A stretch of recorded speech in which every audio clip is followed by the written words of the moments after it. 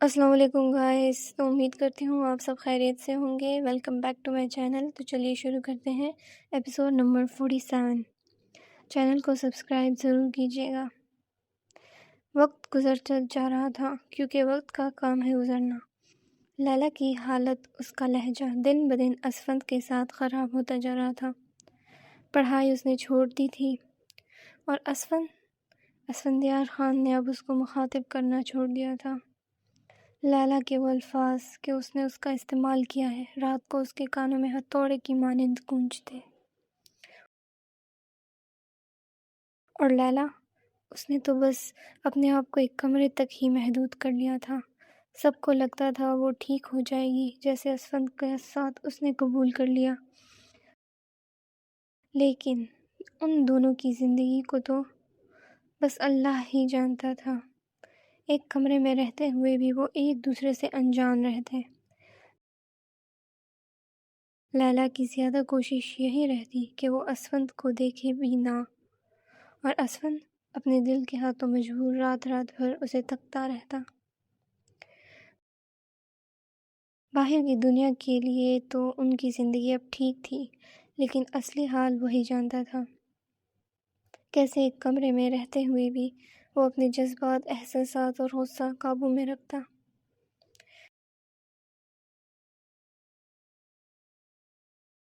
مناہل نے نور کو خود سے تھوڑا دور کر دیا تھا۔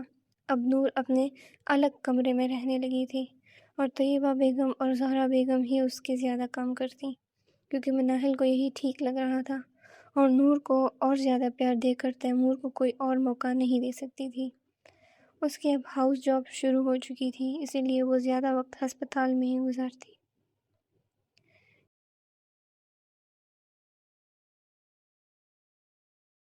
ہنا البتہ زیادہ وقت آرام میں ہی گزارتی۔ اس کے آخری دن چل رہے تھے اور زرار کسی پرچھائی کی طرح اس کے ساتھ ساتھ رہتا۔ 9 مہینے گزر گئے تھے۔ دیکھنے میں تو سب ٹھیک تھا، لیکن دلوں کا حال کسی کا نہیں پتا تھا۔ آرین چلا گیا تھا کینیڈا۔ اپنی شادی کی کینسل ہوتے ہی وہ اس ملک کو چھوڑ کر چلا گیا تھا، اپنے باپ کا بزنس سنبھالنے اور سکون ڈھونڈنے جو اسے کسی طرح نہیں مل رہا تھا۔ ابھی بھی وہ اذان کی آواز سن کر آنکھیں بند کیے ہوئے تھا کہ اس کا فون بجا۔ فون پر انڈیا سے نمبر دیکھ کے اس نے کال اٹھاتے کان سے لگایا، لیکن اگلی جانب سے بات سن کر اس کی آنکھیں ابل آئیں۔ میں آ رہا ہوں، اتنا کہتے ہی اس نے کال کاٹی اور اپنی آنکھیں جھپک جھپک کر اس میں تیرنے والے آنسو اپنے اندر اتارے۔ ایمبولینس کی آواز اس کی کانوں میں ابھی بھی گونج رہی تھی۔ سامنے پڑے سفید کپڑوں میں لپٹے 2 وجود جو بالکل بے حس و حرکت پڑے تھے، اور وہ ان کے سامنے کھڑا اپنی قسمت کے بارے میں سوچ رہا تھا۔ اس کی زندگی کیا سے کیا ہو گئی تھی اور ہو رہی تھی۔ پہلے لیلا اور اب اس کے ماں باپ اسے چھوڑ کر چلے گئے تھے، جیسے اس نے انہیں چھوڑا تھا۔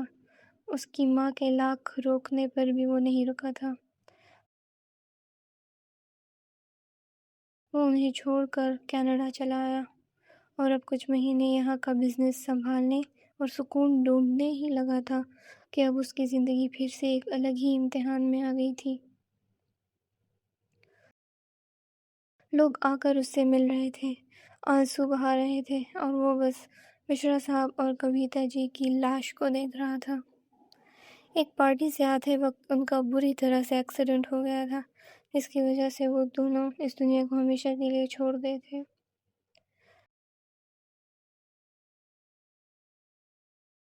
مشرا صاحب نے سب کچھ ہی آرین کے نام کر دیا تھا اپنی زندگی میں۔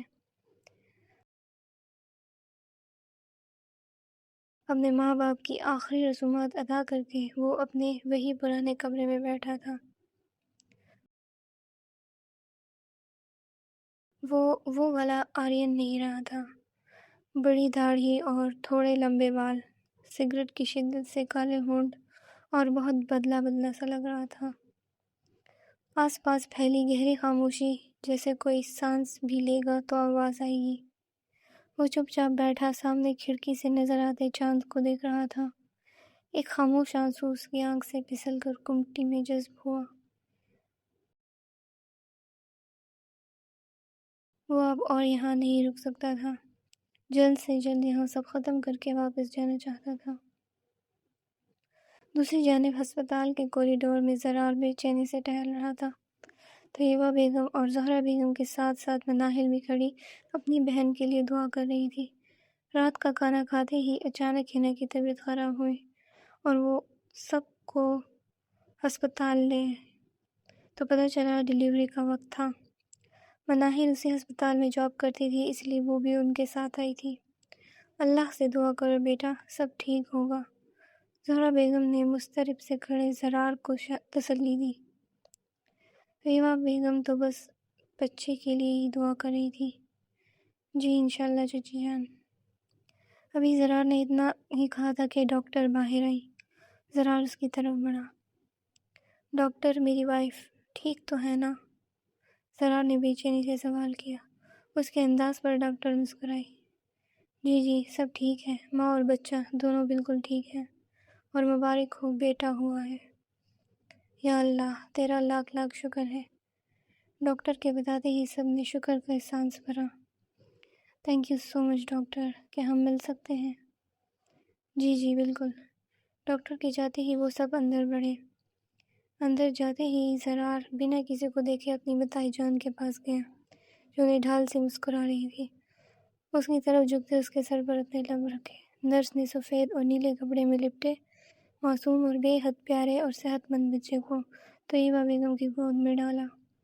اسے دیکھ کر ان کی آنکھوں میں آنسو آ گئے۔ زہرا بیگم بھی بچے کو پیار کرتی ہنا کی طرف گئی، اسے پیار کرنے لگی۔ تائی امی مجھے بھی پکڑائے نا، مناہل نے بے چینی سے کہا۔ طیبہ بیگم نے مسکراتے ہوئے اسے مناہل کی گود میں دیا۔ مناہل کا بس نہیں چل رہا تھا، اس روئی جیسے وجود کو کھا جائے۔ وہ اسی لیے زرار کی طرف بڑھی۔ زرار بھائی دیکھیے اپنے بیٹے کو، اور ہاں اس کا چہرہ میں نے دکھایا ہے آپ کو، منہ دکھائی تو میں لے کر رہوں گی آپ سے۔ مناہل کی بات پر سب مسکرا دیے۔